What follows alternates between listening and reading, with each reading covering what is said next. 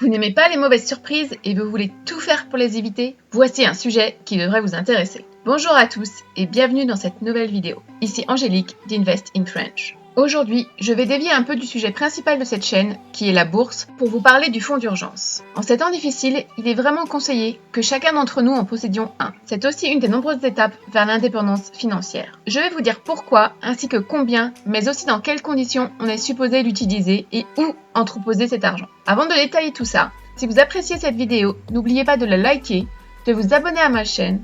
N'oubliez pas non plus de cliquer sur la petite cloche, ainsi vous serez notifié à chaque nouvelle publication de vidéo. Et si vous avez un peu de temps, de laisser aussi un petit commentaire, ça ferait plaisir. Merci d'avance. Maintenant, allons voir tout ça de plus près. Tout d'abord, commençons par une petite définition. Qu'est-ce qu'un fonds d'urgence ou Emergency Fund en anglais ?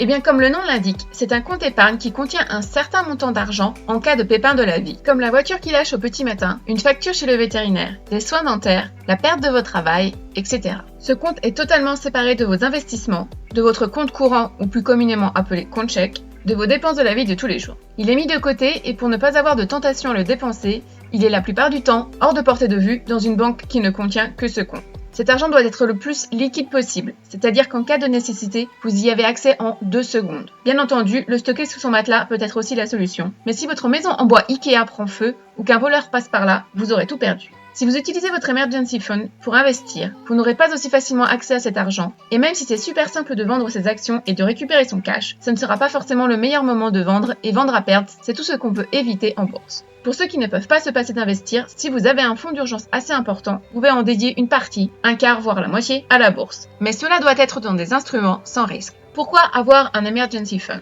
Je pense qu'on sera tous d'accord qu'à l'heure actuelle avec le Covid, qui a entraîné le chômage technique pour un bon nombre d'entre nous pendant plusieurs mois, ceux qui n'avaient pas d'argent de côté, quand tout s'est arrêté et avant que le gouvernement nous fasse le premier versement du CERB, ont dû bien galérer et paniquer en voyant leur compte courant diminuer rapidement comme neige au soleil et leur carte de crédit exploser leur plafond. Eh bien, avec un Emergency Fund, tous ces gens n'auraient pas eu autant de cheveux blancs et donné autant d'argent aux banques en intérêt. Avoir un Emergency Fund, en temps normal, c'est surtout pour les personnes qui n'ont qu'une seule source de revenus, les personnes qui travaillent à leur compte, les propriétaires de biens immobiliers, les personnes qui ont des soucis de santé récurrents et les personnes qui vivent loin de leur famille. Mais pour être sur la voie de la liberté financière, avoir un Emergency Fund est l'une des premières choses à mettre en place une fois avoir trouvé la stabilité dans vos finances, c'est-à-dire ne plus avoir de prêts à payer. Je ne parle pas de prêts immobiliers, bien entendu, mais de tous les autres, prêts étudiants, prêts à la consommation, etc.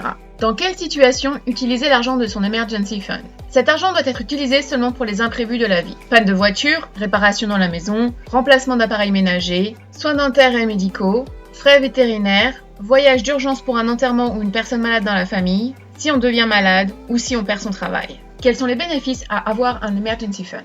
Avoir un Emergency Fund permet d'éviter les dettes et au final de nous faire économiser de l'argent en évitant les intérêts, les cartes de crédit et autres prêts à la consommation. Avoir un Emergency Fund permet aussi d'avoir l'esprit tranquille. Sans Emergency Fund, tu ne sauras pas quoi faire en cas d'urgence. Être tourmenté continuellement par des SI peut être super stressant, mais avec cet argent de côté, ça fait une chose en moins à se soucier. Avoir un Emergency Fund permet d'être plus flexible, possibilité de se relocaliser si on en a envie, de changer de carrière, de retourner à l'école, de monter sa boîte, etc.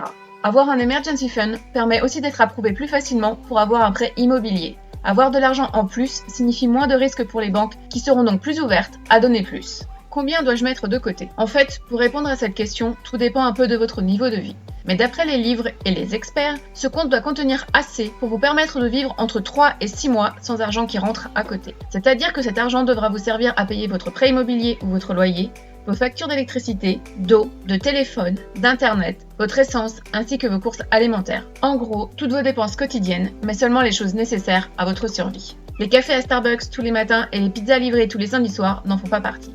Un budget est divisé en 3, avec ce dont on a besoin, les needs, ce qu'on veut, les wants, et ce qu'on met de côté, les savings. Si on perd son travail, on doit s'occuper en premier de la première catégorie, avec la nourriture et le toit au-dessus de nos têtes, ainsi que de payer ses factures.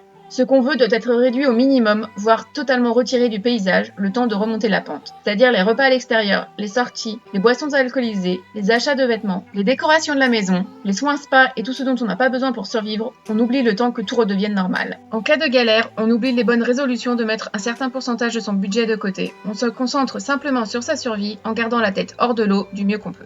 Bien entendu, le montant de votre Emergency Fund sera différent si vous êtes célibataire, ou si vous avez une famille. Vous ne voudriez en aucun cas affamer vos enfants pendant quelques mois en cas de perte de votre emploi. Alors qu'un célibataire peut manger des pâtes jusqu'à ce que les finances aillent mieux.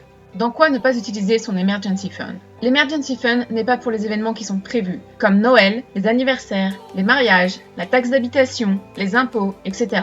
Ce n'est pas non plus pour profiter d'un bon deal pour partir en vacances ou pour acheter une nouvelle télé en solde. On ne fait pas des réparations non essentielles dans sa maison, comme changer sa moquette ou mettre à niveau sa salle de bain ou sa cuisine. On ne fait pas non plus l'entretien de sa voiture avec son Emergency Fund. Les pneus et les freins ont une durée de vie programmée et font partie des choses à changer régulièrement. Ce ne sont pas des urgences, mais de la maintenance. Où mettre cet argent? Beaucoup de Canadiens font la grosse erreur de mettre l'argent de leur Emergency Fund sur un TFSA Savings. Pour être totalement honnête avec vous, jusqu'à ce que je me penche réellement sur la question, j'étais convaincue que c'était la meilleure option. Eh bien en fait non. Comme je l'ai dit sur la vidéo sur le sujet, je vous mets le lien en haut à droite, dans son TFSA, il ne devrait y avoir que des investissements qui rapportent de l'argent, vu que ces revenus ne seront pas taxés par le gouvernement. Si on met nos investissements sur un compte autre, les revenus seront taxés, alors que les intérêts super bas des TFSA ne seront pas taxés, mais comme ils sont ridiculeusement minimes, il y a très peu à payer, alors que payer des taxes sur des revenus d'investissement, ça peut faire très mal. La meilleure option est donc de mettre cet argent de secours sur un compte épargne à intérêt élevé, ou en anglais un High Interest Savings Account. Les taux d'intérêt actuels ne sont pas énormes à cause du Covid. Ils tournent entre 1, 1,5, 2%, mais c'est toujours ça de prix. Vous pouvez regarder sur le site highinterestsavings.ca pour voir quelle banque propose le meilleur taux actuel ainsi que les offres de chacune. Personnellement, j'ai décidé d'aller chez EQ Bank, car c'est une des banques qui propose le meilleur taux d'intérêt sur l'année entière et non seulement des offres promotionnelles tous les 6 mois. À l'heure actuelle, leur compte Saving Plus a un taux d'intérêt de 1,5% payé tous les mois. EQ Bank est une banque totalement en ligne, sans frais mensuels, qui offre la possibilité de transférer son argent d'une banque à une autre gratuitement, rapidement et sans prise de tête. Il n'y a pas non plus de solde minimal imposé. Ah oui, et pour ceux qui veulent transférer de l'argent à l'international, ils ont un partenariat avec TransferWise, ce qui veut dire que les virements internationaux seront à prix défiant toute concurrence. Vu qu'on approche de la fin de l'année, je vais donc en profiter pour remettre les compteurs à zéro avec mes TFSA et repartir du bon pied en 2021 en déplaçant mes économies vers un compte à intérêt élevé et utiliser le nouvel espace disponible de mon TFSA pour investir encore plus dans des actions à dividendes. Petite note importante, EQ Bank n'est pas disponible au Québec. Je sais aussi que chez Tangerine, à l'heure actuelle, leur compte épargne a un taux d'intérêt de 2,1%. Malheureusement, la promotion n'est valable que pour 5 mois. Après, leur taux d'intérêt revient à 0,1%. Dans ma prochaine vidéo, je vais donc faire mon inscription chez EQ Bank avec vous, pas à pas, et vous montrer comment c'est super simple et rapide. Je vous montrerai aussi la facilité d'utilisation de leur site. Je n'utiliserai cette banque que pour mon fonds d'urgence. Une fois cet argent stocké dans ce compte,